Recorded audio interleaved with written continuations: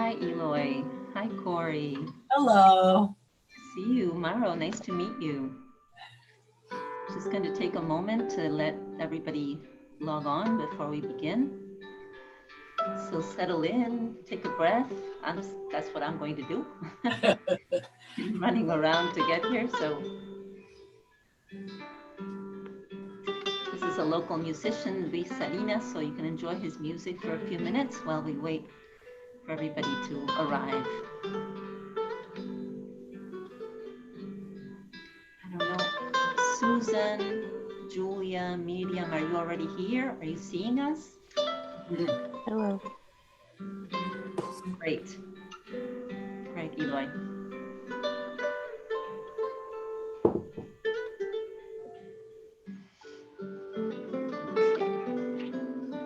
Let me see. Oh, there's more people. Sorry, there were people waiting at the door. There we go. Hi, Miriam. Nice to see you too. And there we have, I think, a friend of Annie's, of our Greek friend Annie, who couldn't be here but let her friends know. So I think they'll be joining us. Of course, you can't see the names as I see them. I am a friend of Annie's. Are you? Oh, so nice to meet you, Maro. Especially nice to meet you now that I know you're a friend of Annie's. She highly recommended this workshop. So Wonderful. So good to hear that. So glad to hear that. Hi, Vivian. Good morning. Morning. And Joanne, I see Joanne has joined us. How are you, Joanne? Put the music a little bit lower. So, okay, I see some new names. I hope you'll be joining us with your camera on so we can see each other. Just take one more moment.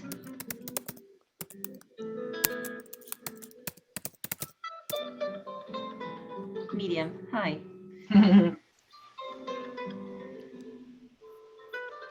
So perhaps, hi Farwa, nice to meet you. Siegfried, so nice to meet you too. If you guys would like to write beside your name where you're from, that would be fun for all of us to see what parts of the world we are all coming from. I don't know how to do that, Fabiana. Corey, I'll do it for you. You're in the States, right? So you go up to the three little dots on the top right-hand corner, and where it says rename, you just add, so you would say Hori Hines from what part of the US? Massachusetts. Massachusetts. Ooh, that's a tough one. I hope I get it right. You can put MA or MASS. There we go. You could put right? Cold, and that would work too. Okay, so Farwa, do you know how to put where you're from? Okay, I'm going to stop the music now so that we can begin. Great.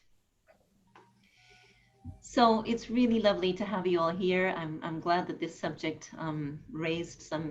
evoked some curiosity for my beloved regular students who shared a whole year-long process last year. It's amazing to be back with you guys. And they know, and I'll just let you know, just a few minutes I'll take from our presentation today to let you know that in March, at one of the last Saturdays of March, I can't remember the date, but you'll get notice, we're going to begin another journey together.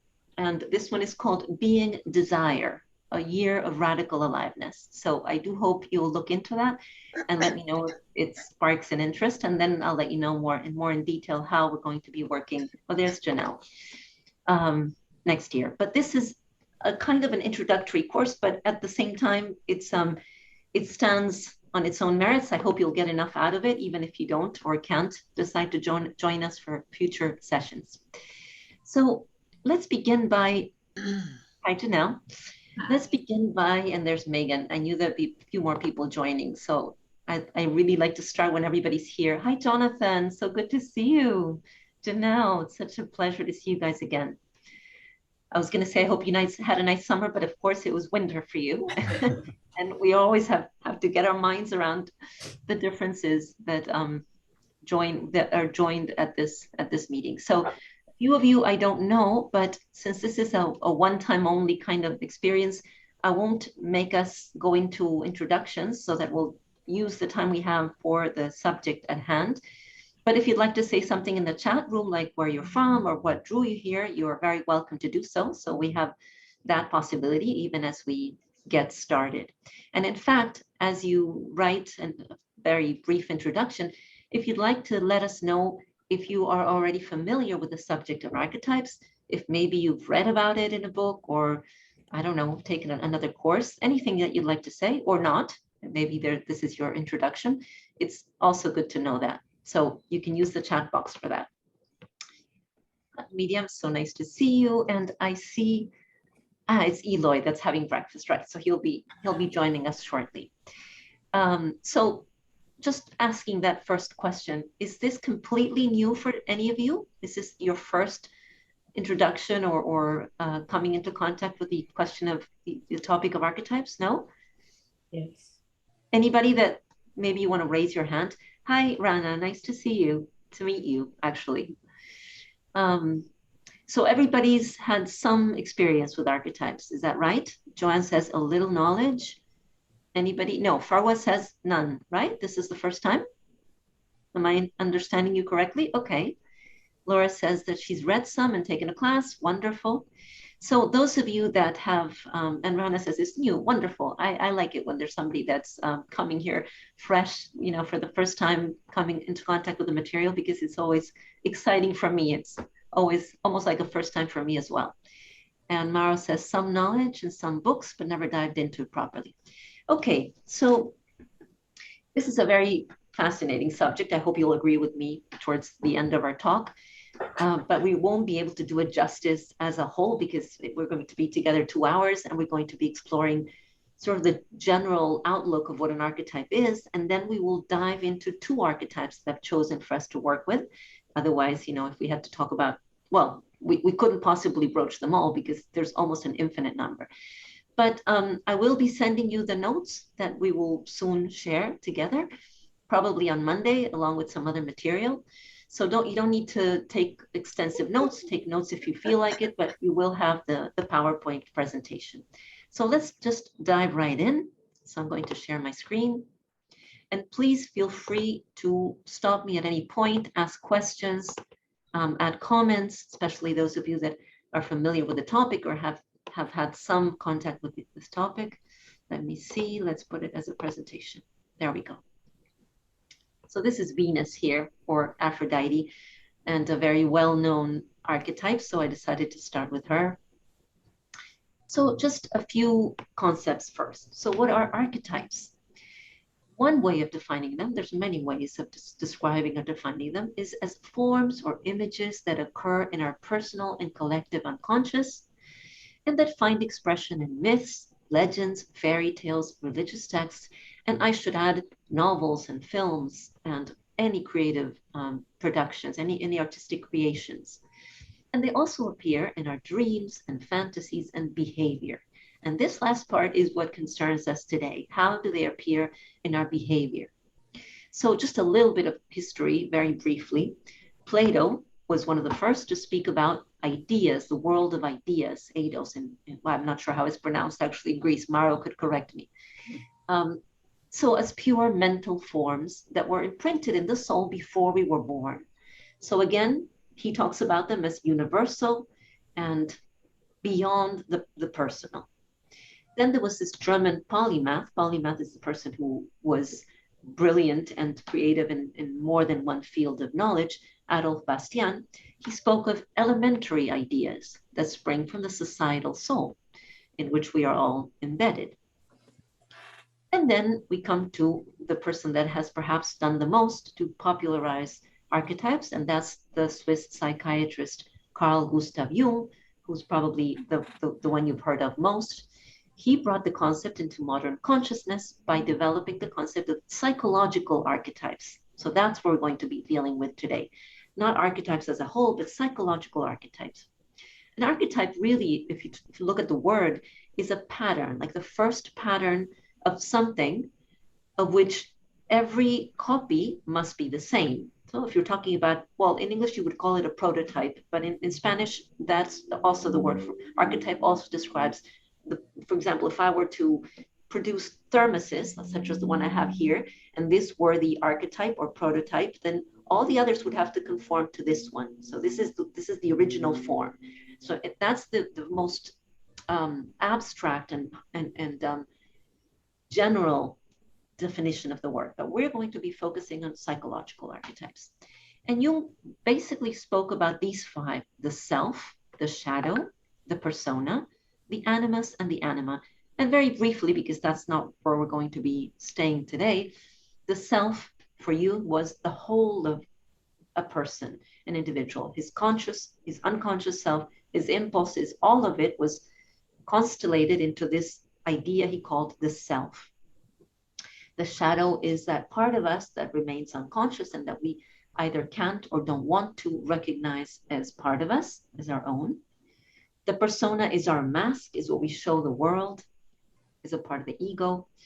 And the animus and anima are the feminine and masculine in the opposite sex. So as a woman, my animus is my male aspects and how they play out in my dreams, in my attitudes, in my behavior. And for Jonathan, for example, or Eloy, the anima would be his inner woman, his inner femaleness. So those are very loaded and rich archetypes that we could devote a lot of time to, but that's not where we're going to stay today. So archetypes are the secret forces behind human behaviors. Wait, I'm missing one. Oh, no, that's okay, it comes later. Are the secret forces behind human behavior because they influence our relationships, our interactions with others, and with ourselves, our self-identity, and pretty much everything in our lives. When we come across them in literature or in cinema, they evoke a strong association or reaction in us because they're very familiar figures. This will become clearer as we go into examples in a moment. Just bear with me with the main ideas first. Although they may differ slightly from one culture to another, one place to another, they are in essence universal patterns. And here are just a few examples to get us started. If I say these words, as I say these words, try to bring to mind if you have personal associations with each of them. So mother, father, mentor, sage, temptress, bully, artist, adventurer, villain, outcast, earth mother, seeker, tyrant, mystic, monk. And I could go on and on for hundreds and hundreds of examples, but just to take a moment here, do you notice, and please raise your hands or even just unmute yourself and answer. We can begin the more flowing part of the workshop now and begin dialoguing. Do you find yourself reacting differently to these different archetypes? Do they provoke, or let me put it this way, do some of these archetypes, some of these words even, provoke an especially strong reaction in you while others don't? Who would like to say? As you read them, they're just words on a screen, right? But do any of them provoke an association, a feeling, something attractive, something that is repellent? Anybody? Sure, yeah. A villain, outcast, tyrant. Okay. Those provoke what in you? Oh, villain, threat, tyrant, threat, outcast, not loved. Not loved. Okay. And how about if I point out Earth Mother, Eloy or anybody, what qualities come to mind when you hear the word Earth Mother? What associations? What kind of a person do you imagine? Caring, embracing. Caring, embracing, yes. What else? Nurturing. Nurturing, right. Grounded. And wisdom, right. Any images? These are qualities. How about images? Do you get images as you look at that word, or is it just neutral? Do any images come to mind? Mary Oliver. Mm, beautiful. And that says a lot. But how about pure images? Do you get an image of a city? Do you get an image of a building? Or do other images come to you as you read that word? I see a garden or Okay, a woods, a forest.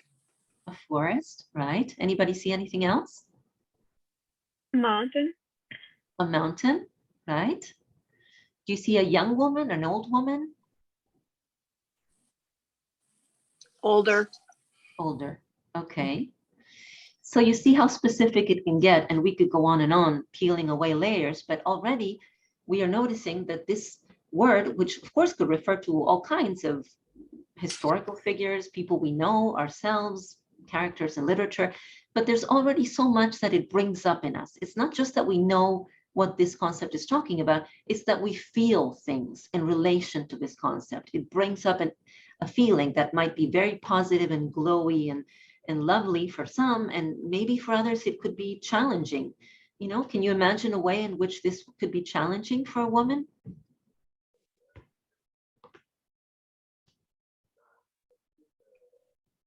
Can you imagine a woman that would feel maybe far away or envious of this image, of this idea of the Earth Mother?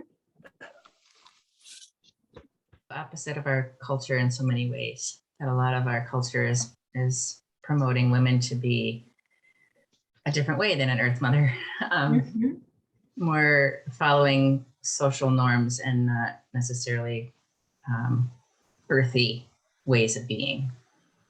Exactly. So that's one important layer.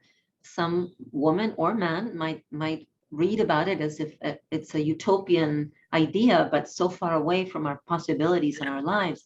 And another woman who perhaps has been busy working or hasn't had a chance or the possibility to have children might feel sort of challenged because of this idea of, there's this possibility and it's not within my reach. Or somebody that lives a very city-bound life might say, how could I possibly get in touch with that aspect of myself?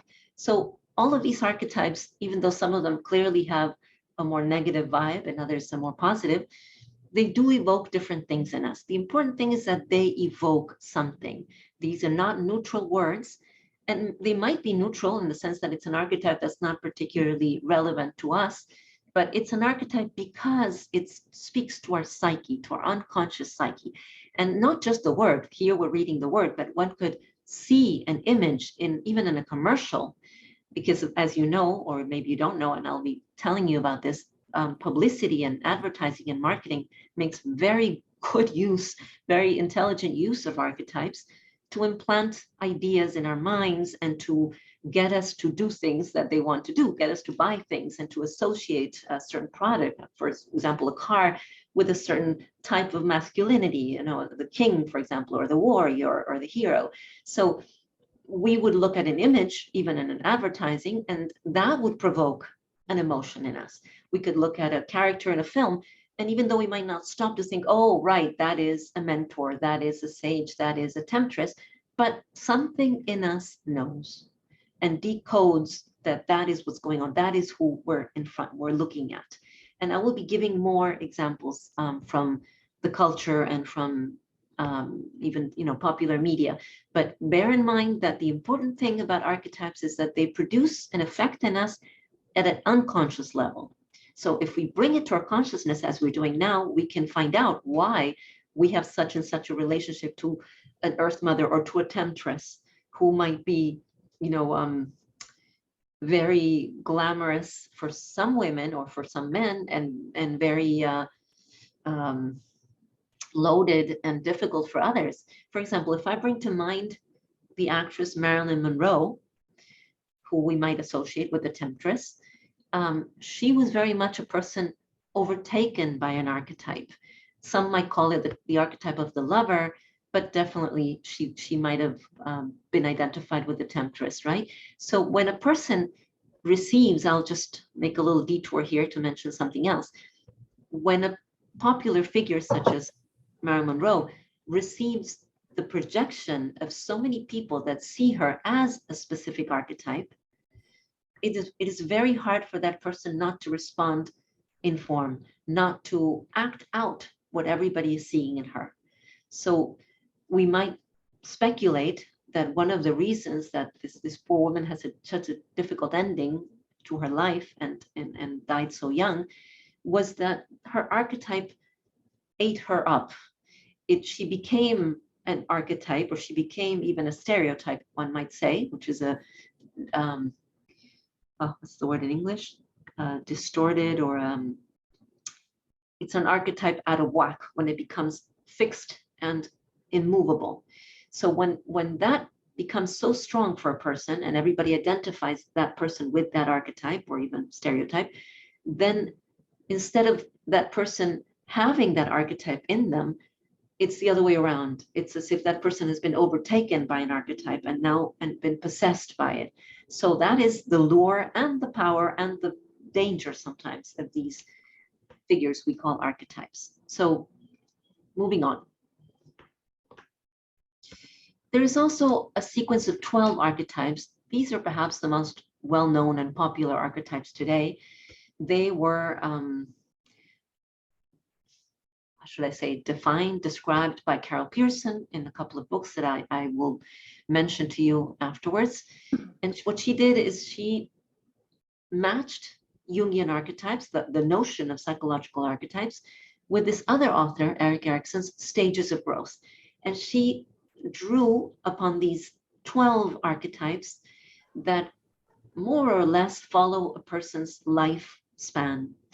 So these would be the innocent, the orphan, the warrior. You will see here that in this chart, she calls it a hero, but later on she used the word warrior, so I used warrior in her later books, but it's the same one.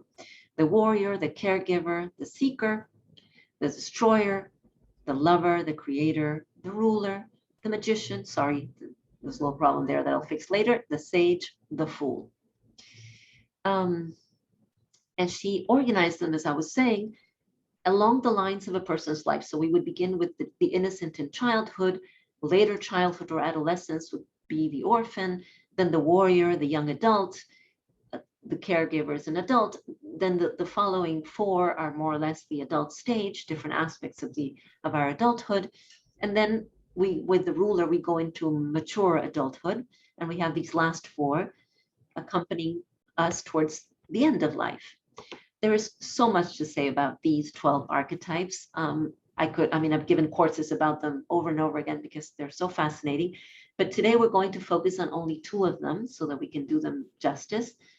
And then in the course that I will be proposing, we're going to be looking at archetypes in detail, not these specific ones. I'll tell you about that later. So any questions so far? What we've discussed so far, the concept of an archetype, the way it shows up in our psyche, unconsciously, in our common collective psyche, and also in our individual psyche. So all of these specific archetypes have their virtues and they have their shadows, they have their strengths and they have their weaknesses.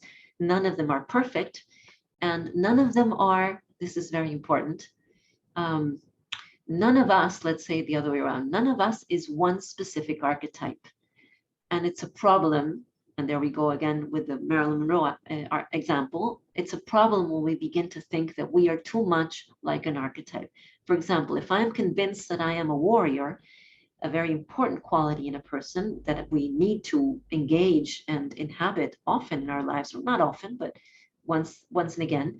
But if I'm a warrior, say, at work, because I live in a very competitive work environment, so I spend a lot of my time competing and being a warrior, which you could say a lot about.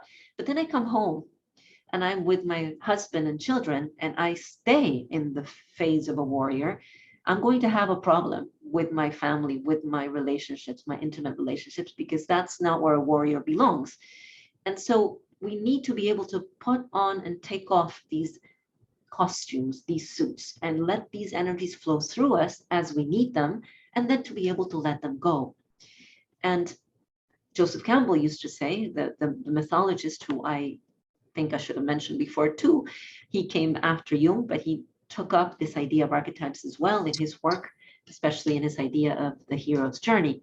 And he said, we are all heroes for each other in different moments of our lives, right? We could all consider how many times we've stood up for a friend or helped out somebody in need. And that is a heroic moment, even a small scale heroic moment.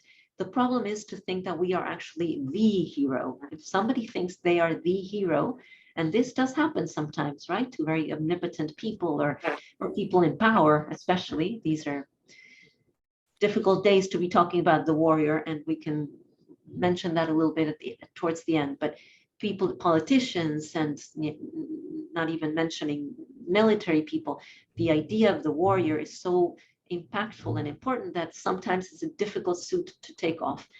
But the rest could be said for the lover or the creator or the ruler. All of these are energies that flow through us. And if we get stuck thinking that that is all of who we are, or the most important thing that we have to offer, we are in trouble.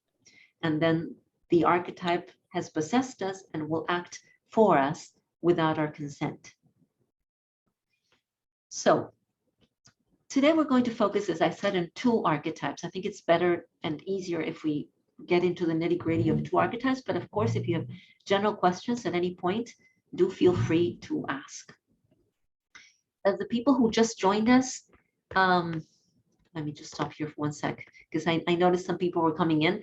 If you haven't seen the beginning of the presentation, you can go back to the recording later and catch up, because some of the important definitions we've already said, and I don't want you to miss it. So just be aware that you should be receiving that, and if you don't, please ask me for it. But somebody can still ask questions. Anybody can ask questions if there's something that, oh, there's comments here. Definitely positive and negative emotions attached to most. Great. That's from Megan. And Joanne says, somebody who can't or doesn't have children or feel maternal. Oh, yes, that was probably in response to the Earth Mother archetype. Right. See, there's more comments. No, that's it. Okay, so let's delve into the innocent, first of the 2 archetypes. And the reason I chose these 2, I could have chosen any of them, they're also rich to work with, is because they have a connection with the program that I designed for us this year, which I will tell you about shortly. So first, look at the image before reading the description and tell me what comes to mind, what qualities come to mind. Obviously, innocence, you're going to think of innocence, but what other qualities, if you look at this character, who obviously the Americans amongst us have already identified, what could you say, what does this image of this character bring up for you? Anybody? What qualities, what attitudes? Purity and wonder. Purity and wonder, that's perfect. Yes. Surprise. Sorry? Surprise. Surprise, yes. Wonder. Going back to the story, this is obviously Dorothy from The Wizard of Oz. What qualities does she display in her travails through the world of Oz? What drives her, and what do you notice in her attitudes? Is she afraid? Is she reluctant? Or what is her attitude as she goes through these adventures? Janelle? I think of being open, looking for teachers, wanting to have someone lead her or give her the way. Yeah. Exactly. That openness is key, just as wonder and purity. But there's definitely, and it's pretty much embodied in this expression, in this picture. It's an expression of being almost open-hearted and taking in the marvels around her.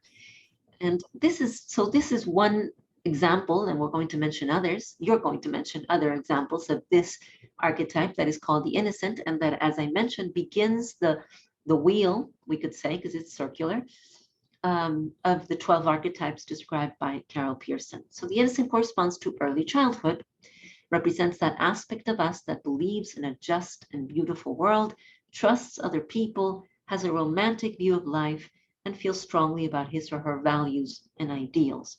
In fact, other names for this same archetype are the romantic, the traditionalist, the utopian, the dreamer. So you see, these are all different aspects of the same character.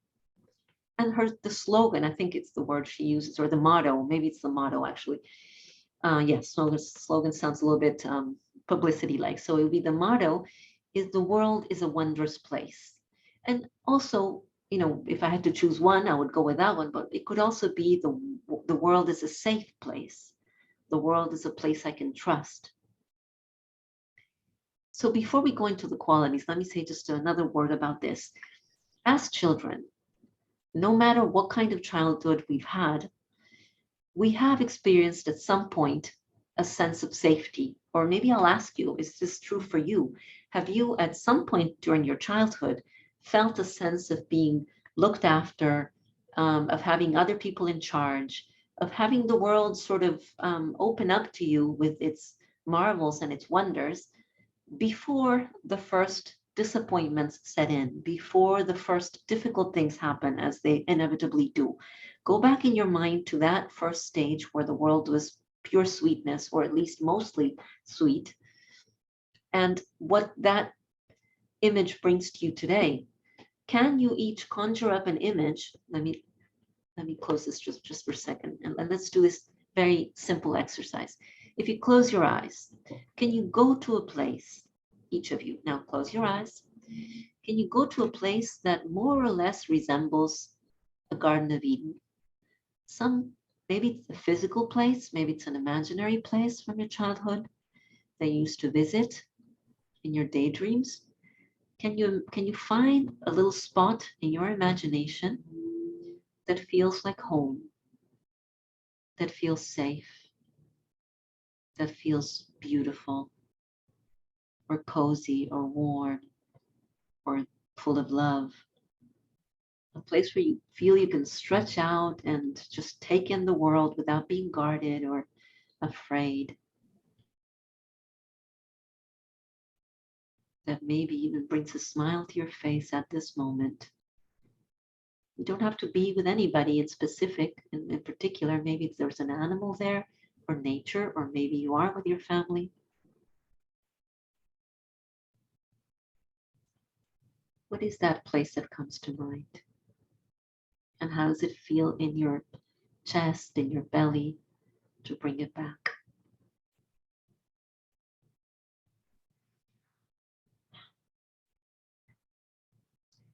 So let's just open our eyes. Perhaps you want to stay there, but I'm going to ask you to open your eyes. And can anybody tell us where you went? What came to your mind, to your imagination? What place, what moment of your life? It would be nice to hear an example or two. Yeah, Corey, tell us. You're muted. You have to unmute. Yes, of course.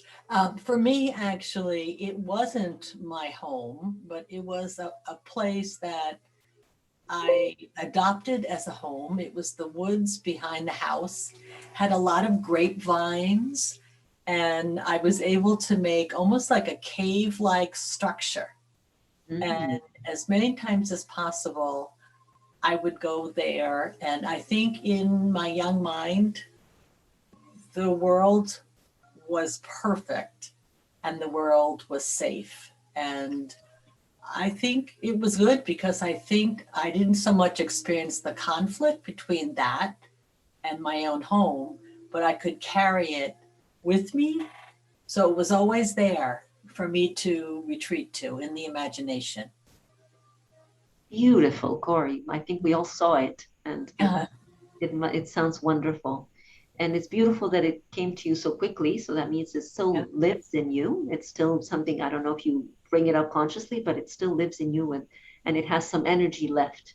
Yes. When these images have been very vital for us, they carry energy into the future, and they stay there in our imagination. So thank you for that story. And so you see, it doesn't have to be, it doesn't have to relate to our parents or to our families, but it does have to contain these qualities of aliveness and wonder and safety and trust. Anybody else can come up with something? Siegfried, did you raise your hand? No? Okay. You were just I'll go. Eloy, yeah, tell us. When I was a child, there was this park up in the hills where there was woods and stuff. And in the middle of the woods, there was this open meadow that had all kinds of wildflowers, like different colors, and had lots of insects and rabbits and creatures. And it was just like basking in the sunshine. And, you know, you could just lay down in the flowers. And it just was so nourishing to be there. And would you go there by yourself? In my image, I was there by myself, but no, it would be with like brothers and sisters and cousins and friends. And yes. That's interesting that in your image you're by yourself, because somehow it must have felt like a very personal place, like your own specific spiritual home. And it's telling that it's just like Corey, it's a place in nature. It's often that way. Even for city kids, there's often some relation to nature, even, you know, weeds in a plot of in the middle of the city.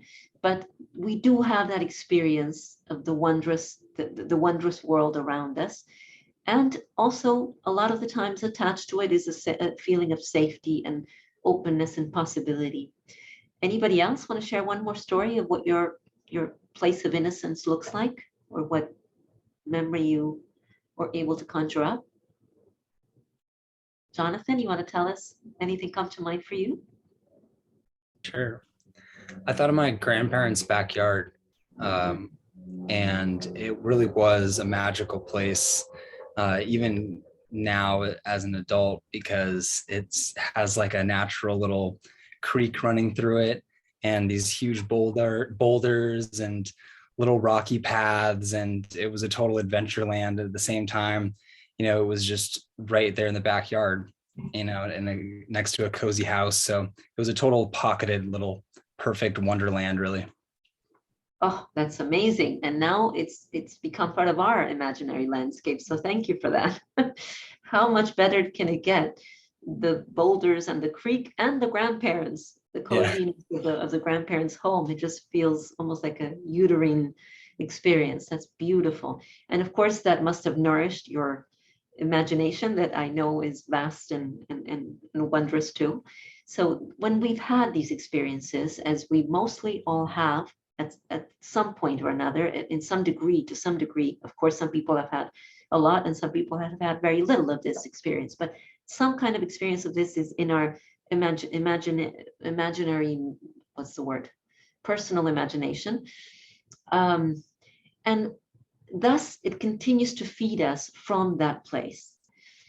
And even if we look to, because a lot of the times people ask, what about people who have suffered very difficult childhoods and were mistreated or even abused?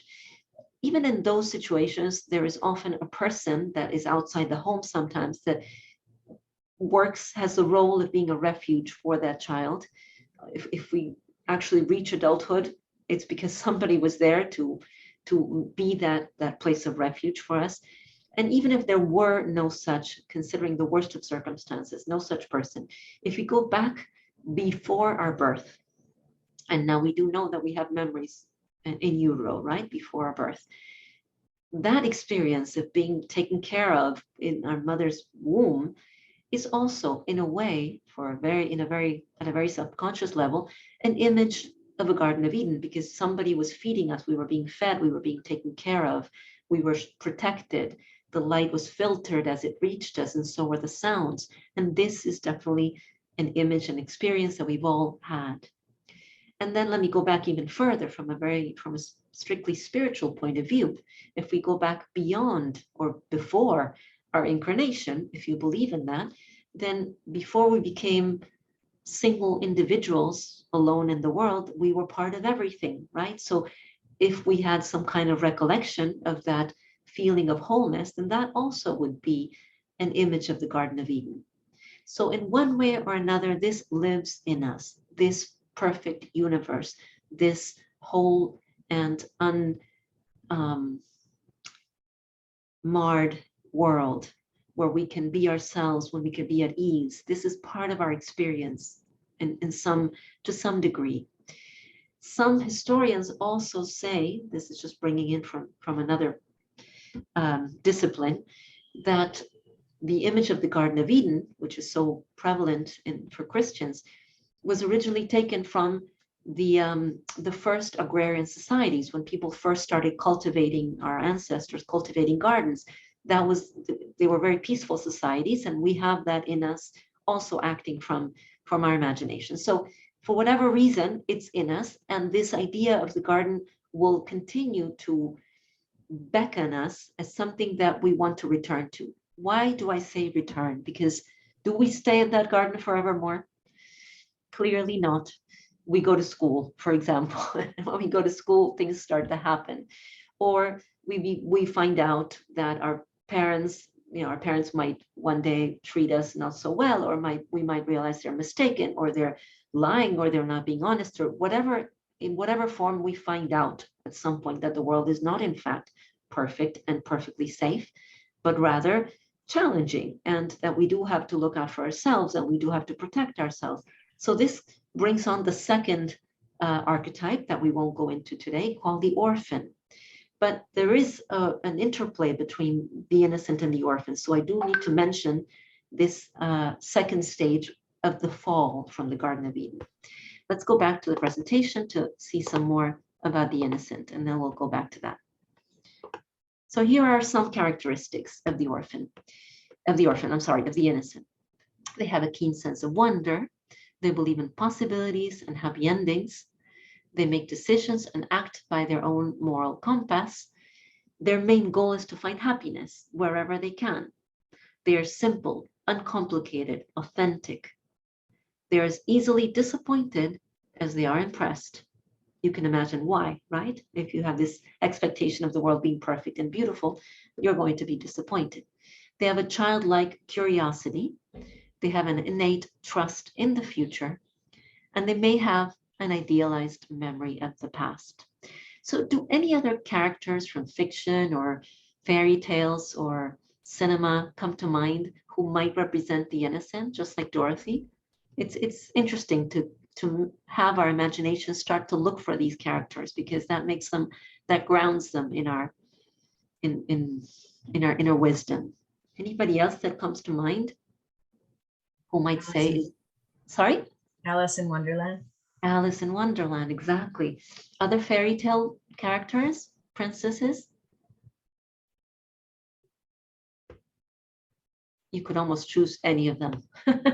So I'll just mention Snow White and Cinderella and Sleeping Beauty. All of those princesses were endowed with this kind of purity and innocence. And in the original tales and in the Disney versions, maybe a little bit less today, but they still retain that idea of, you can imagine, Snow White walking, sauntering through the woods and talking to the birds, and the whole of it being just a perfect place for her. And how about, there's a male character from a very popular movie that was almost the epitome of purity and innocence. I don't know if anybody comes to mind. He had a kind of a developmental challenge, but at the same time, he embodied this very open and hopeful and not trustworthy, but full of trust. Do you remember? Yes, exactly. Forrest Gump. I didn't want to make you guess more. Forrest Gump is also another embodiment. That's the reason we found him so charming and tender, because he speaks to that part of us that once believed, as he did, that the world was good and that there was nothing to fear. And we could go on, and Shirley Temple and all kinds of figures that have given us sort of a confirmation of this aspect of ourselves. In many fairy tales begin with an innocence that is then broken, and somebody is orphaned. For example, Cinderella. I'm not sure if I think she's already an orphan when the story begins, but in some of these, the child is not an orphan at the beginning, but becomes an orphan, and so their trials and tribulations begin, because they've lost their innocence, and that's what they want to regain. So again, the qualities are beauty, purity, simplicity, nostalgia, morality. And let's briefly mention the shadows before we do a personal exercise. As I said before, every archetype comes with its own shadows. Light is always casting shadow. So why do you imagine that denial might be prevalent in the innocent, or repression, or conformity? Let's speak to those first. Denial.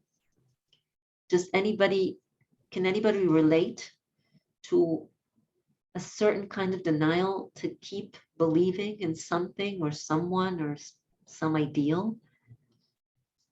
Maybe you can come up with an example.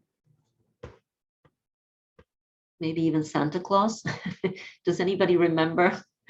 Let me stop here for a second. Does anybody remember sort of consciously trying to keep believing in Santa Claus in order to still enjoy that experience, or the Tooth Fairy, or any of those childhood myths? Or does anybody remember being terribly disappointed by finding out that any of them were made up, so to speak? Yeah? Eloy remembers. Great. Well, the denial that some children experience when Joanne believes in Santa, that's so cute. I like that you do. And then there's no reason why you shouldn't, because all of these are archetypes in their own way. So we don't have to literally believe in them, but we can believe in them in what they mean, right? So that's also pertinent. So denial is one of the biggest issues with our inner innocence. When we can be innocent in entering a new relationship, for example, and give anybody the benefit of the doubt, especially when we fall in love and we find everything about the other person wonderful. We might not see anything wrong with that person for a long time. But if that persists years into the future and we cannot see anything that's wrong with that person, would you say that is a recipe for love or disaster? That becomes a problem. So let's go over these briefly, because I want you to be able to exchange some experiences, and then we can talk about from a more personal point of view. No, wait, I have to share from here again. There we go. So then there's repression. Repression comes about in the innocent because if we are, especially in children, who are convinced that they have to be good in order to win or retain their parents' approval, any aggressive or lustful or any kind of impulse that they would think their parents would disapprove of will be repressed, will be denied, because the innocent is intent on continuing in that perfect world with those perfect parents, with approval, with it's very important for the innocence to have other people's approval and validation. So repression is often a problem. Conformity is a form of the same. Yes, Eloy. So would the idea of like Peter Pan never wanting to grow up, would that be a form of repression? Absolutely. That's a form of denial, actually. But yes, both. Denial, okay. Both. It's mostly denial, but yes, the eternal youth, it's called puer eternus in Latin, is the Peter Pan syndrome, and there's other examples. It's great that you brought that. I had forgotten to mention it, but yes, that's exactly what happens when children refuse to grow up. And on a more earthly and psychological plane, there's a difficult example, and that's a disorder called, I don't know how you pronounce it in English, bulimia or anorexia, we call it. I don't know how you pronounce it in English, but when teenagers, mostly girls, female teenagers, have trouble feeding themselves. There's a wonderful book by Marion Woodman, a Jungian analyst, who talks about this disorder as a way of maintaining, of girls staying children, of not embracing puberty, of not allowing themselves to become sexual, because this would be too challenging for several reasons. So that is another, a more problematic form of denial. Then there's irrational optimism. And this is when one thing is hope, and another thing is optimism when the situation does not merit optimism, but rather asks us for action, to take action. So we want to be hopeful, we want to be optimistic, we don't want to be irrationally optimistic. And risk-taking also, if we are too convinced that the world is perfectly safe, then we're going to do things that are going to be dangerous for us. And in the relationship sphere, if we are convinced that everybody, if our basic tenet or belief is that every person is good at heart, and we are too literal about that, and we have no kinds of limits or boundaries or care in establishing a new relationship, then we would be doing ourselves a disservice. And that would be another example of the innocent in one of their frequent shadows. Seems like gullibility would fit into there too. Exactly. Gullibility is another good one. Yes, exactly. We could probably come up with a few more, but those are the main ones that show up, that come up. And well, one that I actually didn't write down here, and now I'm thinking I should have included, is naivete, which is a form of extreme innocence. You know, when somebody's naive, and we often confuse these terms, and it's very important that we tell them apart, because if we confuse them, we think that innocence, there's something wrong or bad or childish about innocence. And there is nothing wrong or bad or childish about innocence. Innocence is crucial to our well-being and to our continued involvement with life. But innocence is not naivete. Naivete is when we cannot see what is in front of us. We refuse to see something that we don't like or we don't want to deal with. So we need to keep those very clearly separate. So let's go into one first practice, and then we can continue talking. I'd like you to think about this for a moment. Maybe you could write down a few phrases, and then I'll ask you to discuss this briefly in small groups. First is, in what areas of your life do you think you have retained or maintained a sense of innocence? Where are you still innocent at heart? In what area of your life? It could be, I don't want to say too much, not give you too many ideas, but it could be in your work, in your relationships, in your relationship to art or nature or anything. But try to think of specific examples and how have you maintained your innocence. And remember, when we say innocence, we mean trust and hope and wonder and delight and joy, all of those feelings. Where are they still very alive for you? And the second question is, where are they not? Where do you feel, repeat the second question. Where do you feel you have lost that innocence along the way? In what aspect of your life are you missing a little bit of innocence? The good kind of innocence, the stable and mature kind of innocence that we will discuss shortly. So take a moment to think about it, maybe write down a few ideas.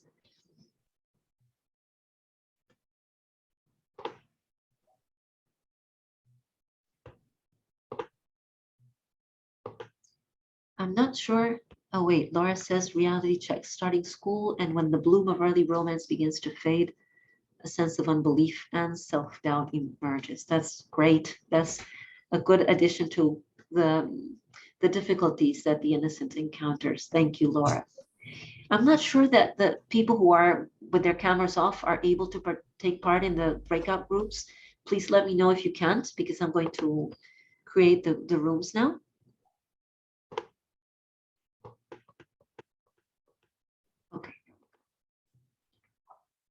Okay, so you can now go into your rooms and just take turns telling, I'll remind you the two questions. The first is, where have you retained or maintained a sense of innocence? In what aspect of your life and how? In what places do you feel you have lost it and you would like to recover it? So you can go in whenever you want. Wonderful, it all worked out. It's 3 to a room. So that should be fine. Oh yeah. Great. Welcome back, everybody. So I'd like a few examples, if somebody can be a spokesperson for their group. What kinds of situations did you find that, or in what areas of your life have you found that you are able to maintain some kind of innocence, and in which areas maybe not so much? Who could tell us what you discussed? Yes, no. I actually just want to ask or volunteer. We were in a breakout room with Laura, and she didn't get much time to speak. We didn't realize she was with us for quite most of the time. So if I could just ask Laura, is there anything that you'd like to volunteer to the larger group, or shall we move on? Oh, thanks, Janelle. I'll just try to encapsulate life experience here. And again, having the great good fortune of being brought up in a very natural environment, and yet having the the sort of risk-taking aspect of the innocent. Mhm. I wound up a 39-year career with investment management, which was very satisfying, but again, pragmatic. And as we know, the world of high finance is not, an easy path to tread often. It can be rather cutthroat. So Mm. what it boils down to for me is resilience. But then, Fabiana, I'd be fascinated to know, it seems to me that when we discover an archetype, we see the framework, and we've been bouncing off the archetype walls. And I'm sure that paths can be made, a little with fewer stumbles and more joy and energy, and with the resilience we've learned over the years. So thank you. That's wonderful, Laura. Thank you for sharing. Would you like to put your camera on, or perhaps not? Is it more comfortable this way? I can, how do I do that though? You have to go down to, I just, that's the reason I was asking, just in case that was, you go to the bottom black band and it says video. It should say video. Maybe I'll send you a question. Wait, I think I can send you a question. Ask to start video. You should be getting a question and you just have to say yes and it will start your video. Yes. Let's see if that works. Okay, while using app. Yes, great. Right here? Yeah. Well, wonderful. Wonderful. You're a little bit in the dark because you should turn your camera around, but if you can, but still we can see you. So thank you. Oh, it's all much right then. nicer when we can see each other. Great. So thank you for sharing. It's wonderful that the path, the link you made between your childhood and nature and your risk-taking tendencies and the career path you chose. That's very interesting. It shows the way these archetypes function in our lives at a very unconscious level. But at the same time, I'm not sure there was a question there towards the end when you said, is there a way to take this path with less stumbling or with more ease? Is that what you were getting at? Well, yes, Fabiana, in terms of when we can identify traits within our archetypes, it seems to me, as we bounce onto our true nature, that we'll choose paths that maybe don't, we could check this overly optimistic part of our inner child or whatever goes on there. I see what you mean now. Right. Yes. And it's absolutely, absolutely so. I'll get back to that in a second. I want to see if there's other stories that other people want to share, and then I'll make a remark about that. What other areas of your life did you find or not find innocence in? Who could share just to give us more meat to dive into? Yes, Maro. I think one of the common grounds that Janelle and I found when we were talking without realizing that Laura was there. So sorry again for that, Laura. It was our role as parents and how when you interact with children, this invites the curiosity and the playfulness and the wonder at the world to come out in you as well.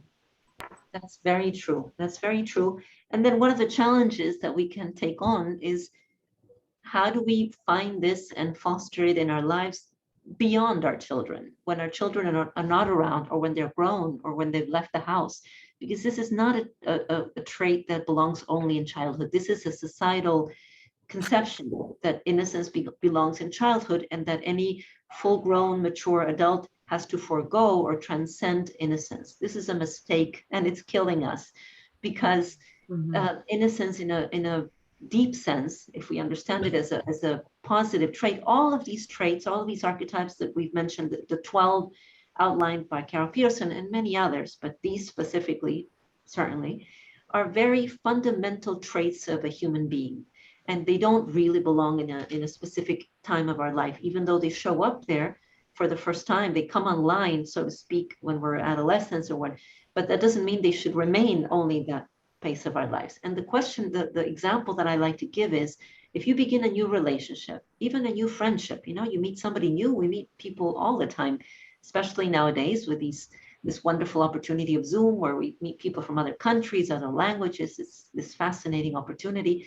you meet somebody new. If you are going to be judgmental or concerned that this person you don't know might in some way harm you or deceive you, or would that be a good way to begin a relationship?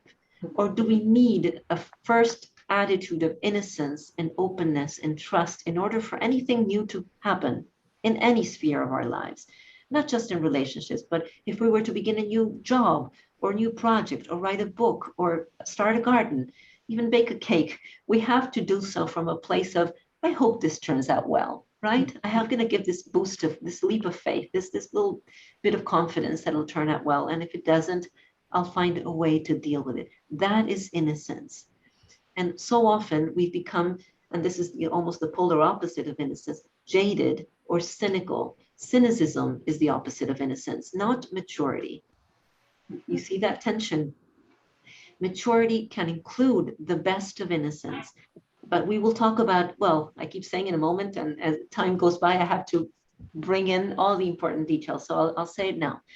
If a child's innocence is by definition unknowing, because they're innocent because nothing has ever happened to them in a way. I mean, they're innocent beyond, let's say it this way, not innocent, let's use another word. They're open and trusting without knowing at the very beginning, no one were very little, all the difficult things that can happen, without knowing that some people will step on their toes, that somebody will make a mean remark, that some friend will abandon them. They don't know any of this yet, so obviously they're going to be open. What about how can we be open in our maturity when we already do know the many things that can go wrong? Do you think there's a possibility? I'm asking you your opinion, your feeling rather than your opinion. Do you think there's a way to go innocently into a new anything, relationship, endeavor, adventure, without necessarily being in denial of all the difficulties that we're going to encounter along the way, of all the things that could go wrong? If you, for example, were to begin a new love later in life, a second marriage, a second opportunity at love, what would be the attitude there? Yes, Savitri. You're muted. Can you unmute? Perfect, thank you. I think that if we come from a place of a deep inner peace, which would be coming from a place of knowing yourself and just experiencing being rather than trying to concentrate on actually doing, then we just we just exist in like a state of our own honesty, and we have more clarity of where we are, who we're with, even what could happen. So that's very true. Being in your inner peace. Basically a little non-attachment, a healthy non-attachment. Healthy non-attachment. That's great. Barb? I think if you've fallen in mud puddles quite a few times in your life, you recognize mud puddles much sooner than you do when you're totally innocent. So I think of kind of a cautious innocence where one is not afraid to take chances and to explore and to be curious, but you have a background of knowing danger signs. That's very good. That's a very good point indeed. But I'm going to challenge you a bit more, because even knowing the puddles, even being very cautious, is there a chance that we might get it completely wrong? Oh, of course. So what do we do about that? You want to be innocent going into a situation. You're aware that things could go wrong, and you're aware that things could go wrong that you can't even imagine would go wrong, right? So there's going to be twists and turns. How do we go in open-hearted anyway? Can we go in open-hearted anyway? That is the question that I want to pose to you.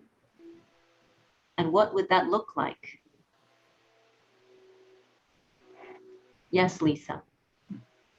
Maybe we have to rest in the knowledge that we've been through a bunch of crap before, and we're okay, we made it, and that we know ourselves better now than we did, and that life is just an adventure, and we can't control it, but we can know that we're good inside, and and know that other people are basically good inside too, and until they prove differently. I think it has to be something you can hang on to when you enter a new adventure, especially if you're not a little kid, because you have a whole bunch of years and experience behind you that taught you which puddles are deepest. And so I think you have to go back to that experience, and instead of letting it make you fearful of the next thing, and I'm speaking to myself here. As we all are. Yeah, it is. I don't know how deep this puddle is, but I'm going to jump in and find out. And it might be the best thing that ever happened to me or not, but I need to live my life because it's what I've got. Right. That's So, excellent, Lisa. That's excellent. And we're getting closer and closer to what, at least what I feel is the nitty gritty here. And it's when you talk about that basic goodness, Lisa says, I know that I'm basically good and most people are basically good. But even in the face of evidence to the contrary, if we were to find somebody that turned out to be not so good, or a situation that turned out to be not so good, is there a way that we could say life is still worth it with the puddles, with the deceptions and the disappointments, and this would be a little bit like the definition of hope given by Václav Havel, the former president of Czechoslovakia, which is a beautiful definition. And his definition of hope is not the certainty that something will turn out right. It's the conviction that something is worthwhile. That is the biggest song of innocence that I have ever heard. Yes, Eloy. There's this whole concept that I've been leaning into a lot lately of the idea of loving what is and honoring what is. Like, there's going to be stuff, and there can be value in all of it. Right, exactly. So yes, Laura. I think I'm on the same track. I think it sometimes comes down to a choice. Like for me, the disappointment of recognizing that societies for years have done all kinds of stuff that has led to the racism issues we have in the US and also climate change issues across the world. But I have a choice now. I mean, I can't undo what's been done before, but I choose. I choose to do something in my little world to the best of my strength. I'm choosing to be active, to try and explore and see, isn't there some things that we can be doing, rather than to just throw up my hands and say, well, it's too late. I don't know if that makes perfect sense. And in choosing to be active, you're choosing to remain hopeful, and you're choosing renewed innocence. So it's a perfect example, Laura. Thank you. And we're going to round out this archetype now before we move on to the next, and say that if the first innocence of childhood is completely clueless, so to speak, because really children don't know all the things they're going to have to face down the line, the innocence of adulthood is chosen. That's the main difference. It's chosen, it's voluntary, it's conscious. We can't be innocent in a forthright way because we are not. We have seen too much to be completely innocent, in the sense that we don't think life will be perfect and goodness will prevail, and that we will basically make good choices. We don't know that. We know that anything new that we embark on might go very wrong. But in choosing faith or innocence or hope, what we are doing is putting our best foot forward consciously, and despite knowing all the possibilities, because it's inherently worth it, because it's inherently valuable. This is something we'll be going into at greater depth in the course that will begin soon. What does it mean for something to be inherently valuable? So anyway, we're going to leave the innocent now, because as always, I'm very ambitious and I have another archetype that we need to look into. I hope we'll be able to do both. Let's go into the presentation. So that was the innocent. There's much more that we could say, but I think it's given you at least some brush strokes of what it entails, and the importance of keeping it alive in our lives without falling into the shadows of denial or repression or excessive risk-taking. So here is the magician, one of my favorite archetypes, and you won't be surprised because it's many people's favorite archetype. So you probably remember Gandalf from, oh, what's the name in English? I can't remember. Lord of the Rings. Lord of the Rings, thank you. From Lord of the Rings, a beautiful depiction of a magi, a magus. So the role of the magician is to transform reality by changing consciousness. This archetype might also be known as the visionary, the innovator, the seer, the shaman or shaman. And this archetype is familiar with the laws of nature and of energy and of the cosmos, but mostly, sorry, I have an extra mostly, he or she appeals to the interconnected nature of reality. And the motto or slogan is anything can happen. Oops, we lost Megan. There we go. Let me leave this on for a second as she logs on again so she'll see where we are, what we're seeing now. Megan, are you back? Are you seeing this? Are you with us already? Thank you. Great, great. Okay, because we're starting with the second archetype, the magician or the seer or the innovator or the visionary, whose task is to transform reality by changing his or her own consciousness. So let me give you some qualities of the magician. In stories, they provide protection, guidance, support to the other characters. They are possibilitarians. They believe in transformation and open endings. They don't let setbacks affect them. They learn from their mistakes and grow. They believe that spiritual power lies in interdependence. I'll say more about that in a moment.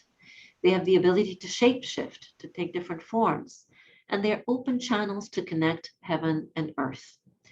In fact, if any of you are familiar with the tarot deck, have you seen it? Have any of you seen it? So there's the figure of the magician is in this position. Wait, I don't know if you can all see me while this is going on. So you see the magician is doing this, or the sorcerer, I'm not sure what the name is. One hand, oh, there you have it. Eloy, is that that's right? Amazing, okay. So they have one hand up towards the sky, one towards the earth. What do you think that's all about? Why would they be in this position? What are they trying to do? Janelle? That you were speaking. I'm thinking connecting heaven and earth. They're reaching up to the right. Heaven. So what would that mean, or what would that look like? You know, what would it be to connect heaven and earth? They would be reaching for something and bringing it somewhere, right? So, or the other way around. So there's a bridge. Eloy says a mantra. No, it's not exactly a mantra. It's more like a motto, because it's not something we need to repeat or anything. It's just a very condensed version of their basic message. But I'm sorry, I put it in Spanish. It's a slogan. I translated quickly. It should be motto. So when we're talking about sky and earth, or heaven and earth, we're talking metaphorically. So we're talking about the dimension, the spiritual dimension, where visions and ideas and enlightenment comes from, and earth as this reality, embodied reality, where we all live and move around in. And the magician is in us, is the part of us that can tune in or connect to that spiritual world and embody it in this one. If all we did was tune in, if we spent our entire day meditating or traveling, taking shamanic journeys or entheogenic drugs or ritualizing, and that's all we did, we would quickly become ungrounded and maybe even delusional. But if we went the other direction and were only connected to the earthly plane, and we were only about making our meals and paying our taxes, and there was no other dimension in our lives to speak of, we would be living very flat and perhaps depressing lives, right? So we need to be always connecting that higher vision, that spiritual reality, the invisible reality, and the visible material everyday plane. And the way they do that, or maybe the expression would be the gist of what a magician is it's actually very well explained by Hawaiian kahuna, they call themselves, the shamans or shamans in Hawaii. He says that the shaman is like a spider, in the sense that they are in the center of a web, they see the web, they feel the connection to everything else, and they send their mana, I think they call it, their energy through any one of the threads of the web. And they know that since everything is connected, it will get where it needs to get. They don't physically need to take it there. They don't need to contact a person in such a specific place. That's another way of doing things, of course. We do that all the time. But the subtle way, the invisible way, is to connect through our energy channels and trust that we are all so much interconnected and part of one same network that what needs to be done will be done without our personal power needing to be at the bottom of it. So a real magician, the real magician in us, is not deluded, power hungry, what's the word? Ego, what's the word in English? I'm sorry, I'm searching for words. Egotistical? Egotistical figure, right, who thinks it's all about him or her and the very marvelous powers they have. It's never about that. Whenever you encounter somebody that's acting from that place, you should distrust their powers, because if it's coming from the ego, it's just not going deep enough. It's not that, it doesn't mean they're a bad person or a dangerous person. Sometimes they are, sometimes they're not. It just means it's not real magic. Real magic, in the sense that we're going to use it, and not from the perspective of magical thinking, which I will distinguish in a moment, is always grounded in interdependence and the spiritual realm, and not in our individual and very small personal power and will and willpower. So going back to the magician, let me say a few more words from the presentation, and then we'll see what this says for each of our lives. A few of the qualities of the magician. Possibility. They're all about possibility, transformation, growth, connection, power. Power in the sense that we just spoke about, the power of nature, the power of life, not personal power. And one more thing, wait, I haven't said the most important thing. In order for a magician to do his or her magic, what he must do is to be able to connect with consciousness, his or her own consciousness, and transform that consciousness. And since we're all connected, what is outside will mirror that change of consciousness. So let me give you a very simple example. A mother whose child begins to cry or has a tantrum. How many of you have either yourselves done this or seen mothers or fathers do this? A child is out of whack, having a full-on tantrum, and the mother will, instead of meeting them at their worst point, will become calm and centered and hold that child and embrace that child and transmit that their calm and peace until the child maybe cries out, whatever is happening, and becomes calm themselves. Or distracts them with something beautiful around the corner that will take their mind off whatever it is they were tantruming about, and change the child's consciousness to one of peace or contentment or whatever. Another example, again, of mother and child. The child gets injured, and the mother puts a hand on the injury and says a few magical words, or says, I don't know what the expression would be in English. We have one in Spanish that mothers say when they want the child to calm down and to say, the boo-boo will go away. So is this a form of magic, do you think? When a child, obviously nothing material has happened. No, they haven't actually applied anything to the wound that will make it better, but the child almost always instantly feels relieved. Is that a form of magic, do you think? A very simple form of magic?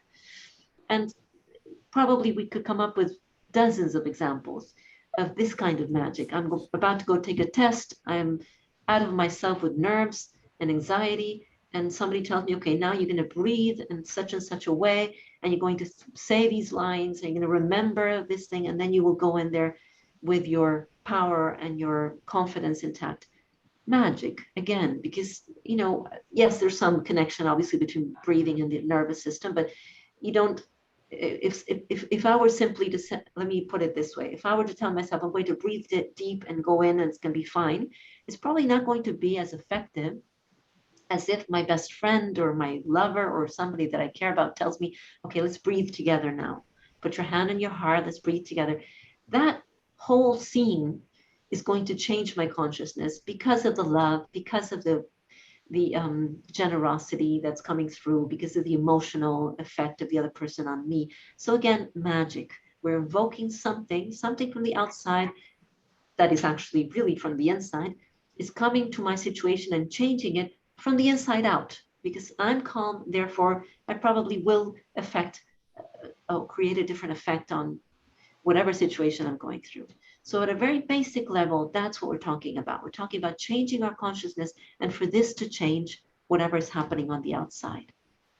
Of course, the other way, it also happens the other way around. A person that is in a very chaotic state or that's furious is very likely to make others furious. Have you experienced this? Somebody comes screaming at you and you don't even know why, but you're going to get mad yourself, right? So this is very contagious. Emotions are contagious.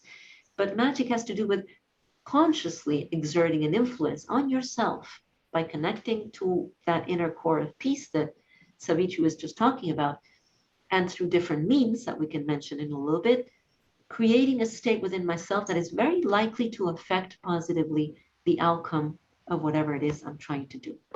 So let me go back here.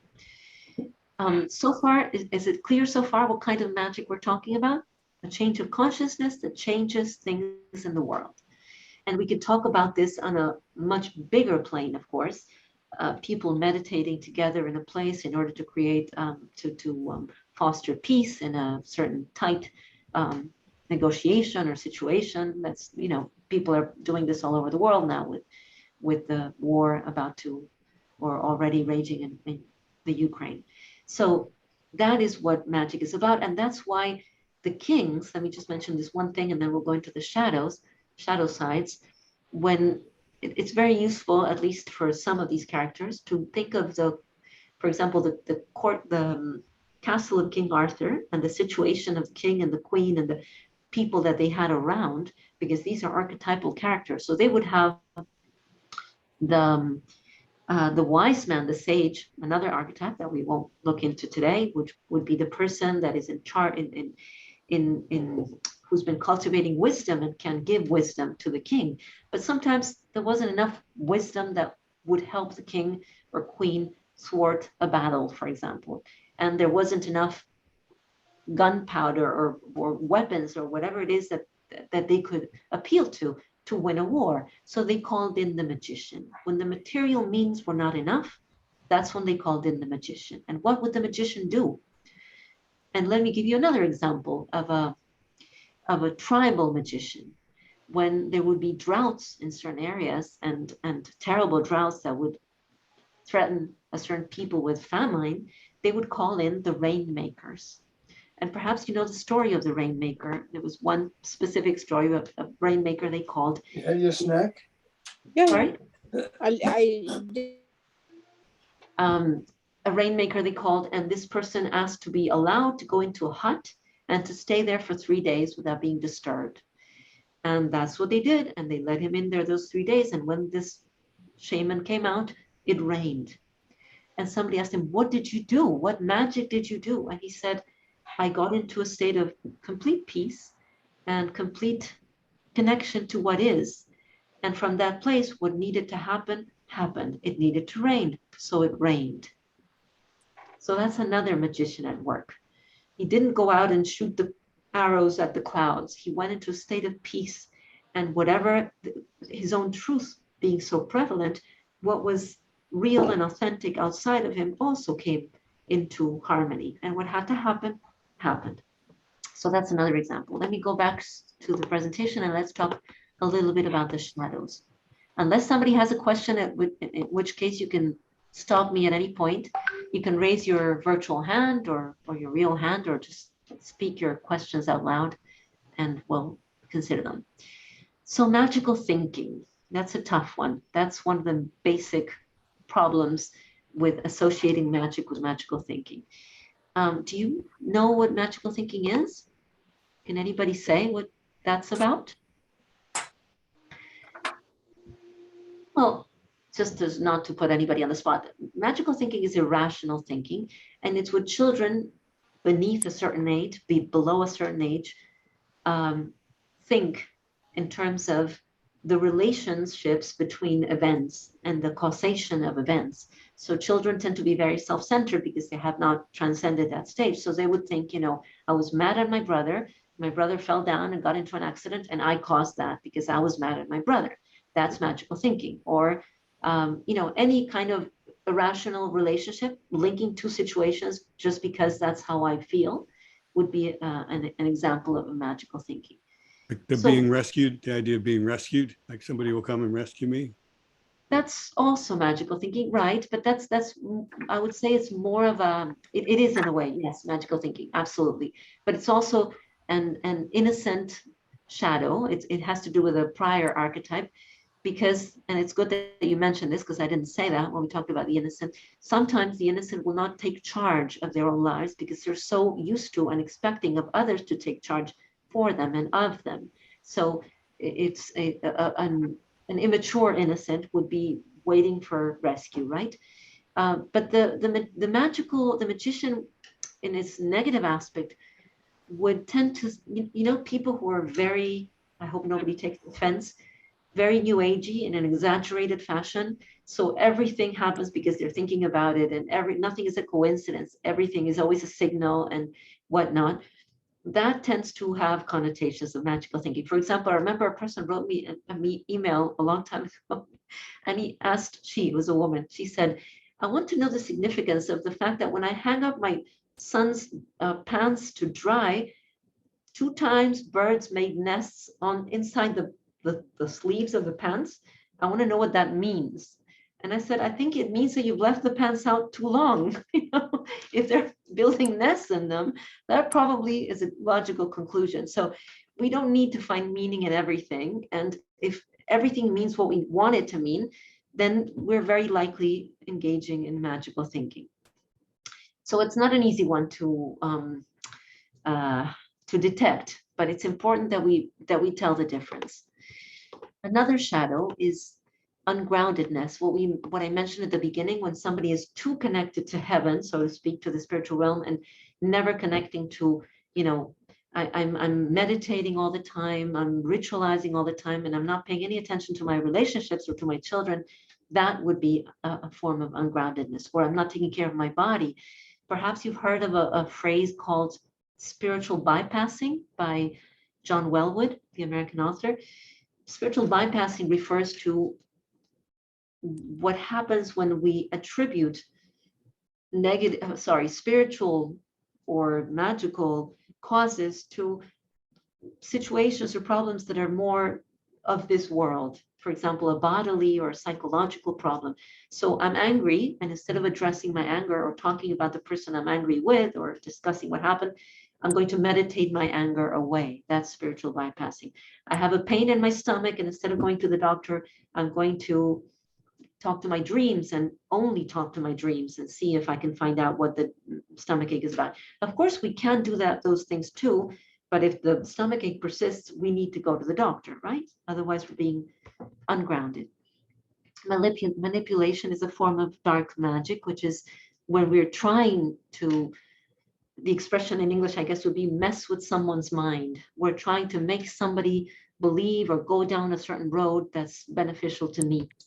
A negative influence is the same. And I'm just going to stop there to mention a very important characteristic of the magician, which is the use of words as elements of power. Let's go back to children in a classroom. If a teacher tells a child, well, clearly you're no good for this. You don't have a head for numbers. You're never going to get this. You better give up or choose a profession that doesn't involve numbers or whatever.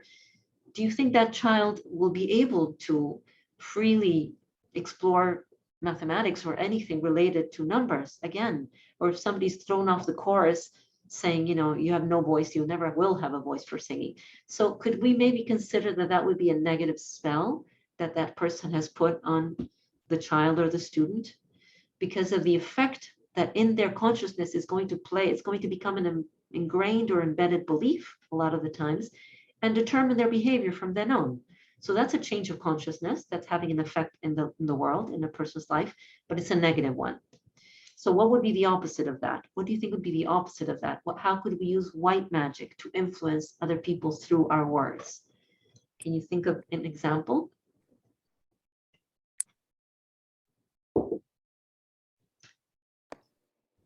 Yes, Vitra. Over embellishment. Over embellishment. Well, if it's over, it wouldn't be magic. It would also be negative. I'm saying in a positive way. How could you, but in the same line of thinking, what would be a good use of magic with my words when I'm talking to a person? How would I, if I'm referring to them in a certain way, that could be beneficial to them? Well, I guess you could say, I understand, I feel how you're feeling, or is this how you're feeling, or this is how I think you're feeling. That would be absolutely, yes, yes. You know, and then bring in something very just to move them in a little direction, in a more positive direction, maybe breathing. And what kinds of words do you think such a person would use to move another person in a positive direction? Would they be words of encouragement? Would they be words of, as you said, of appreciation, of gratitude? Yes, exactly. Thank you. Exactly. Right. Thank you for sharing that with me. You know. Exactly. But even more overtly, you could say to somebody, I believe you're capable of this. I believe you're worthy. You are beautiful. You are loved. You are important. All of those words are white magic or positive magic that a lot of the time we use without knowing that we are saying them with a magical intent, because the person knows, we hope, that they're important and intelligent and beautiful, but we all need to be told, right? And at certain times, we especially need to be told. Yes, Laura Lee. Yes. Could you say that, let's use an example of maybe a preteen and a person being a grandmother. And if you have really developed a wonderful relationship with them to provide groundedness, it would be to relate to past, their past experiences, and also let them know that you understand parts of their personality and character. So again, that aspect of, the deepest human need is to be understood, to bounce them back, to provide that positive grounding. Absolutely. Understanding is absolutely magical in its effect, and validation is magical in its effects. We need to be understood and we need to be validated. So any words of confidence, of trust, of appreciation, of gratitude, thank you, are absolutely magical words even in the effect they have. I'll just very briefly include an example of a study I read recently where they had students write mentors that they didn't know, or professionals they didn't know, for help with something. And some were instructed to write at the end, thank you, I so appreciate this, and others did not, or they just said, take care, whatever, they signed off with other words. And the people who expressed appreciation got tons more responses than the ones that did not. So thank you are magical words. They're literally magical words. They open doors, they open hearts, they connect. So the tools of the magician sometimes are very simple, is to use our imagination and our wisdom to provide these supports for one another. Let me go back to see what else I needed to share here. And then we're going to do a little practice. Oh, no, I already read this. So, right. So I was going to ask us to talk about this in small groups. I don't know if you have time. I know we're a little bit behind, but maybe we can do it even all together. So the question is, what situation in your life have you turned around by looking at it a different way, or consciously changing your attitude or behavior? And on the other hand, in what conflict or difficulty or stalemate could you use a little magical perspective? That's what I'd like you to think about for a moment. In what area of your life do you think you are appealing to this magical aspect of yourself? And again, let me remind you, this means going inside and connecting to a deeper truth that is a web of connection, a web of meaning, a web of wisdom. We don't need to rely on our own wisdom alone. There is a place of us that is connected with a higher wisdom and a larger wisdom, the wisdom of humanity, the wisdom of my family, of my culture. So in what way could you, I don't know, if you have a few minutes, maybe we can do at least a 5-minute, because I'd like you all to be able to share. And if we do it in this setting, you won't be able to. So I'm going to just give you 5 minutes to connect with each other and find in what place in your life are you using your magic already, and in what place could you need to use it more. I'm going to change so you get to talk to somebody else. There we go. And go. You can go into your room now. It's going to take 5 minutes. Your rooms. Sorry, the lineups on magical thinking? Yeah, where some people have a tendency to say, oh, well, God will take care of everything, or to take a really very obvious lack of responsibility for personal lives and the lives of family members just by saying, oh, well, Jesus forgives everything. You know, very right. That would be a poor use of our magicians' qualities. That's actually one of the shadows that we discussed, right? So yes, that's very prevalent. But I'd like to hear some examples of places in your lives or instances in which you have been able to make use of this magical quality, this magical energy. And then I'll give you a couple more examples. I can share one. Yeah, sure. My 9-year-old daughter and her 10-year-old friend, and when there's some negative interactions happening that I would say is negative towards bullying, and rather than highlighting the negatives, doing as much as I can to try to highlight all the positive things that I see happen in this other friend, and where they're being kind to each other, or they did great as a great time together, or they, had 2 hours without any sort of conflict, but not highlighting the conflict, but highlighting the things that they did well. That's perfect, Janelle. Perfect example. Amazing. Right. So a lot of it is what we're looking at and how we're naming it. You see, one of the things we've been talking about is how we name things, what story we tell ourselves.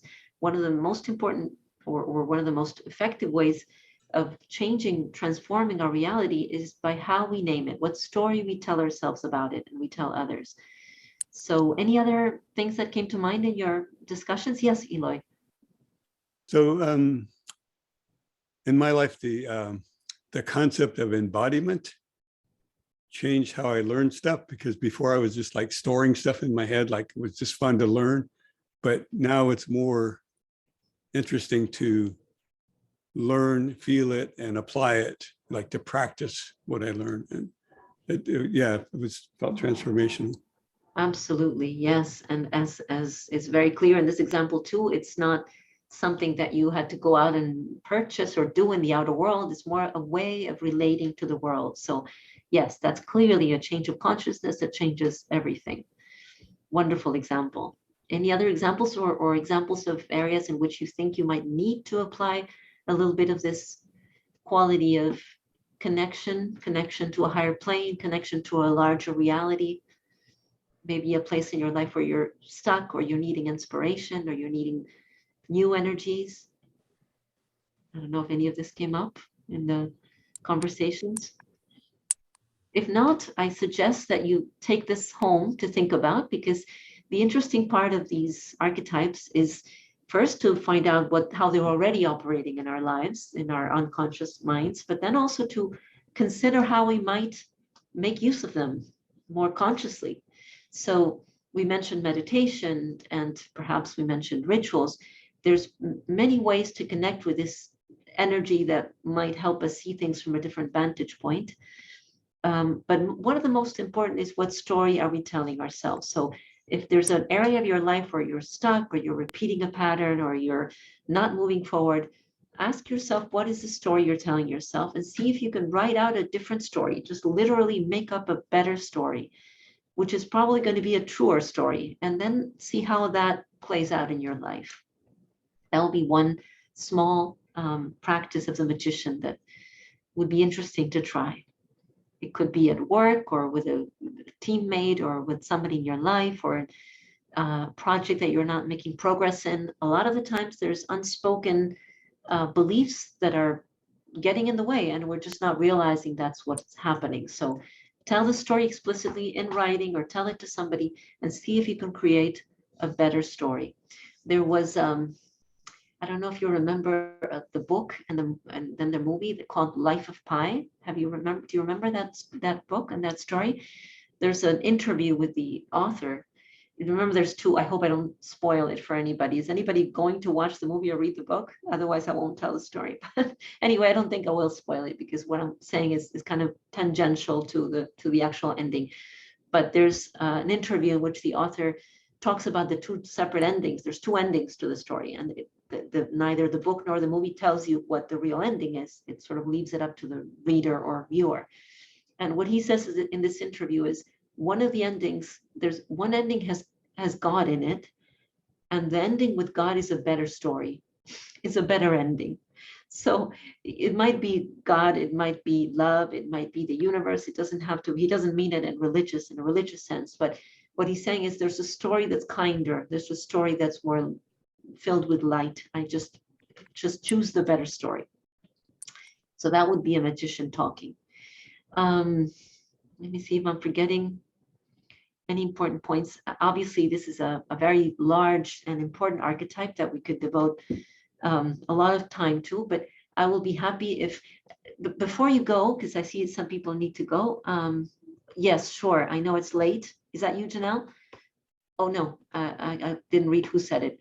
Oh, Maro, yes, of course, it's very late there. It's so lovely that you joined us. We're going to do a tiny meditation now. If you want, you can watch it later in the video. I'll probably send it, if not tomorrow, on Monday, okay?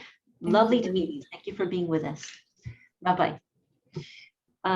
So I was going to propose that before we say goodbye, we do a very tiny, very brief meditation, because the situation in the world today merits that we get in touch with our inner magician. And so I thought we would do this little spell, this little magician spell, and just trust that it will do what it needs to do without putting too much thinking into it. Okay, so let's just indulge me in this, and let's share this brief meditation. I'm going to ask you to close your eyes. Just get comfortable wherever you are. Settle into your breathing without needing to change it in any way.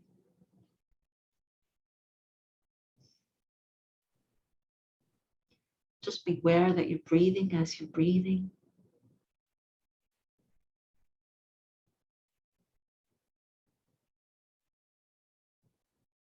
And beware of the privilege and the miracle that is the fact that you're breathing at this moment, in this time.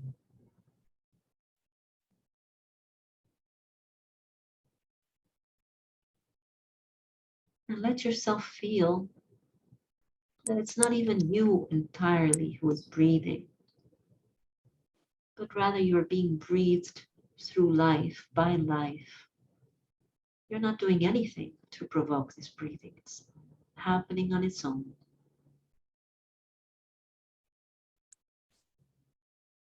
This air full of richness and oxygen and nutrients that is going into your body, refreshing your last cell and leaving again,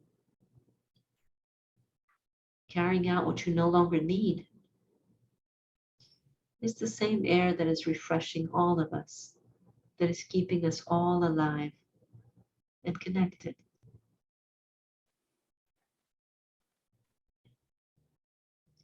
So this act of breathing is an act of connection.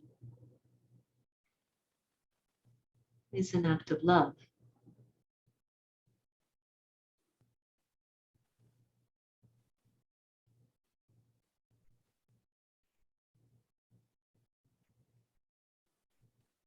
I'm going to ask you to focus on your heart for a moment.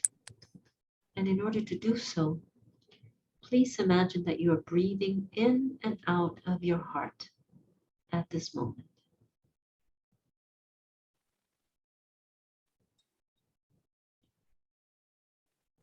Feel how your chest expands with your in-breath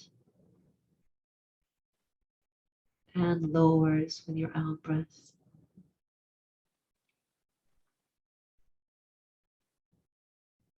And as you breathe in and out of your heart, calmly and gently, please ignite a little light in your heart. It could be the light of a candle or light of any color, any kind. Just let it come on inside your heart, this little light.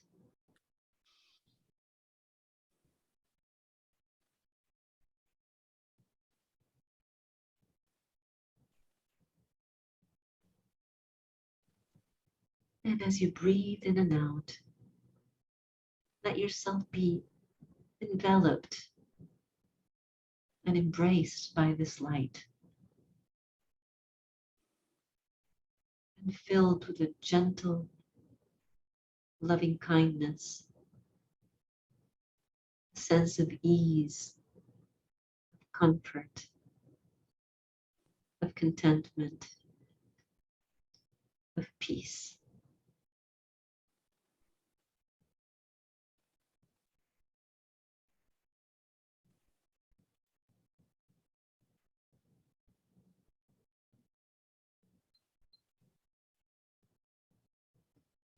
And let this light shine outward with every out-breath. With the in-breath, it grows stronger in your chest, more vibrant, warm, alive. With every out-breath, you offer it up first to the people around you in your own life, to those who may be suffering or in need. And watch as that light moves outward in all directions as if traveling through a cobweb, an interconnected network of hearts in all directions.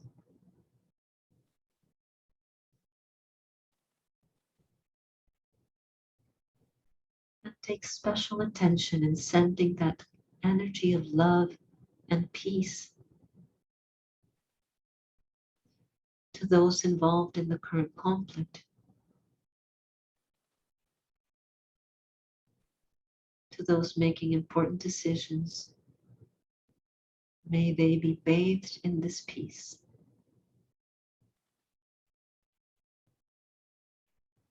To those suffering in the Ukraine, the children, the adults,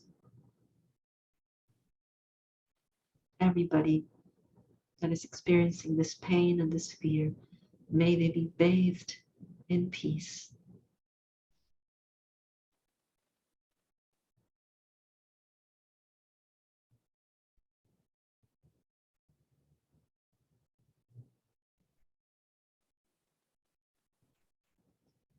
And may the wisdom of our hearts lead the way.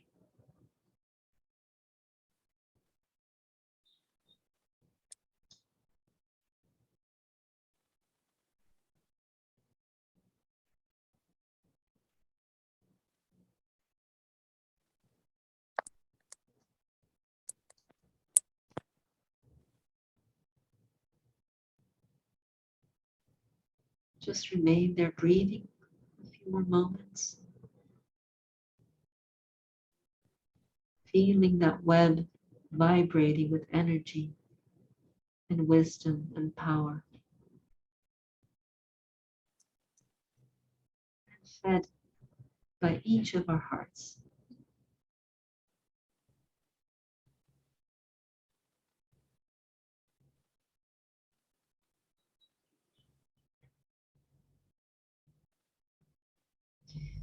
We can finish by taking our hearts and our hands, putting them in our heart, on our heart, one on top of the other.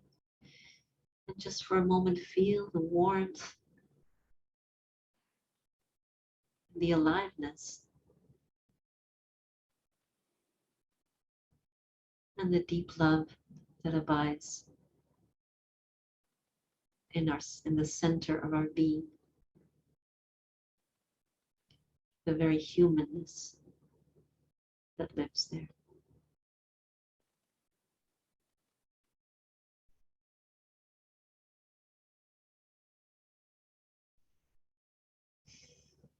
So now we can take a deeper breath.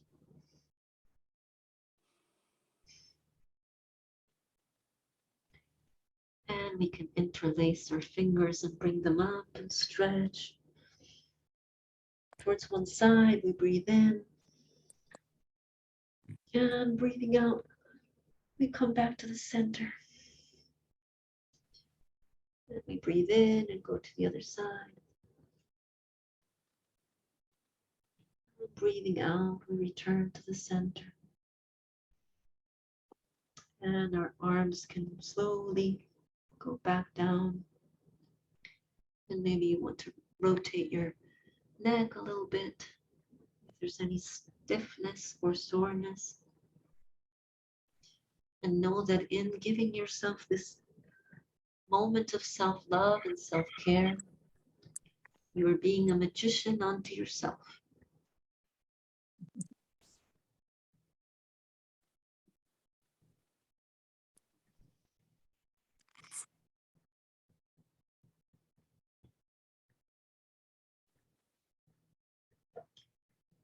Thank you for joining me in that. And I hope we can devote some time every day, aside from any other actions we may want to take to help at this moment. Let's not forget this one, the inner work of connecting to our inner peace and radiating it out so that it gets to where it needs to go. I have 2 quotes to finish with the magician, if you'll just bear with me a moment longer. Here we go.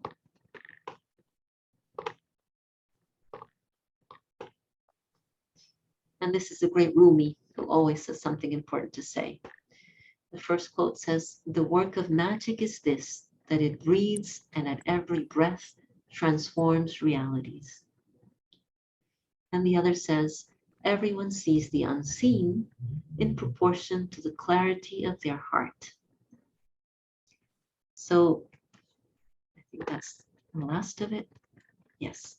So let's hope that our heart can be our guidepost and our lighthouse in these endeavors of contacting with our inner magician, our inner innocent, all these other rich and ancestral energies that are very much part of our inheritance. We just need to be aware of them in order to activate them and act them out in their best role, in their best guise. It's been wonderful to share this time with you. I hope you enjoyed it. Indeed. And I'll be sending the recording and the notes and maybe a few other things I've forgotten. Maybe not tomorrow, perhaps on Monday, because I want to add something else that I want to share with you. And you'll also receive the invitation to the upcoming sessions that I hope you will read and maybe want to choose to join us for at least a few of them. Have a beautiful day or night, depending on what time it is for you. Thank you for coming. Beautiful meeting you, the people that I had met. And I hope to see you again soon. Thank you. Yes. Thank you for demonstrating those 2 archetypes in your presentation. Oh, Thank you. thank you. Thank you, Eloy. That's so kind of you to say. Bye-bye. I hope to see you all soon. Thank you. Bye. Thank you. Everyone.